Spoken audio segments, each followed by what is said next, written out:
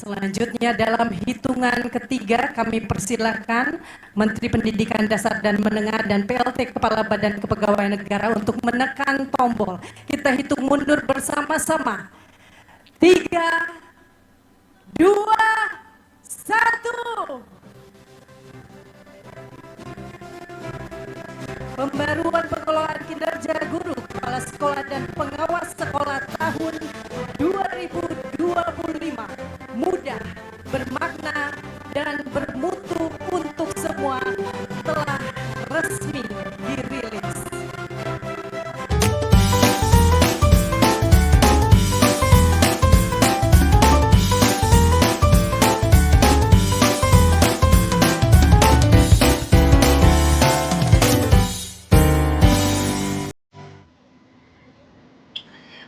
Baik, beberapa waktu yang lalu Kemendikbudrismen sudah merilis pengelolaan kinerja yang baru untuk tahun 2025.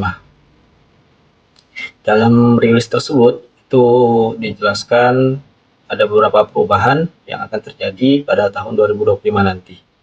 Selain itu, di beberapa daerah juga sudah dilakukan sosialisasi terkait dengan pengelolaan kinerja yang baru yang akan mulai diterapkan tahun 2025 nanti.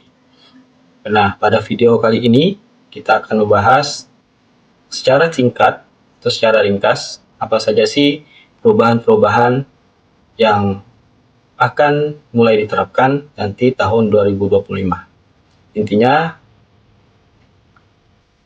dalam video kali ini kita akan membahas perubahan-perubahan yang akan nanti mulai diterapkan pada pengelolaan kinerja tahun 2025. Secara ringkas, sebelum nanti kita akan bahas secara lebih detail dan lengkap terkait dengan pengelolaan kinerja tahun 2025 nanti. Nah, tidak ada pun tagline dari pengelolaan kinerja tahun 2025 nanti, yaitu mudah, bermakna, dan bermutu untuk semua. Jadi, Mendikbudrismen itu benar-benar berharap bahwa pengelolaan kinerja nanti itu memang mudah dilakukan, kemudian bermakna, dan pastinya bermutu untuk semua. Nah, penyederhanaan pengelolaan kinerja itu akan mulai diterapkan tahun 2025 nanti, di mana pengelolaan kinerja ini akan dibuat lebih sederhana dan lebih bermakna untuk setiap pegawai dan atasan. Jadi untuk guru-guru ini merupakan kabar gembira karena dibuat lebih sederhana dan juga lebih bermakna ketimbang yang sudah pernah kita lakukan pada tahun 2024 ini. Kemudian apa saja sih yang berubah atau apa saja sih perubahan yang akan nanti diterapkan pada tahun 2025 nanti? Sini kita akan bahas garis besarnya saja. Setidaknya ada 3 perubahan yang akan dilakukan pada pengelolaan kinerja tahun 2025 ini. Sebelum nanti kita bahas pada video selanjutnya yang lebih lengkap dan lebih mendetail terkait dengan pengelolaan kinerja tahun 2025 nanti. Nah, perubahan yang pertama, pada pengelolaan kinerja sebelumnya itu ada poin pengembangan kompetensi, di mana pegawai dan atasan itu lebih berfokus untuk mengejar jumlah poin.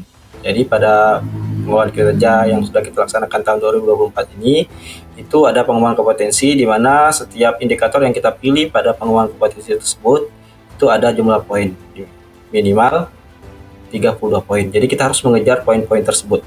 Nah, poin-poin tersebut itu dijelaskan bahwa sepenuhnya tidak menggambarkan dampak keterusan kegiatan terhadap satuan pendidikan atau peserta didik.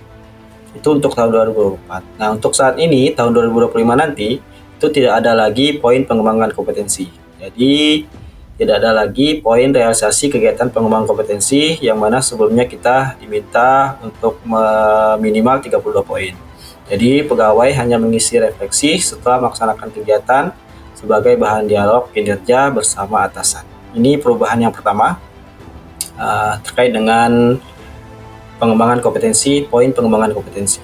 Kemudian perubahan yang kedua yaitu pada tahun 2024 kita diminta untuk mengunggah dokumen di sistem. Jadi dokumen-dokumen yang sudah kita dapatkan itu harus kita unggah melalui sistem di PMM, seperti dokumen pengembangan kompetensi, misalkan sertifikat-sertifikat mengikuti webinar, pelatihan, dan sebagainya. Kemudian ada juga dokumen akuntabilitas dan juga dokumen tugas tambahan, misalkan tambahan sebagai guru piket, tambahan sebagai bendahara BOS, itu semuanya harus kita unggah pada pengeluaran kinerja tahun 2024. Namun untuk tahun 2025 nanti itu tidak perlu lagi kita mengunggah dokumen di sistem yang ada di PMM.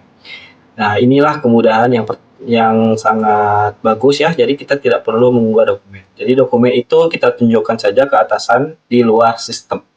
Jadi kalau secara garis besarnya sih atasan hanya melakukan checklist terhadap dokumen yang sudah ditunjukkan oleh pegawainya atau oleh guru.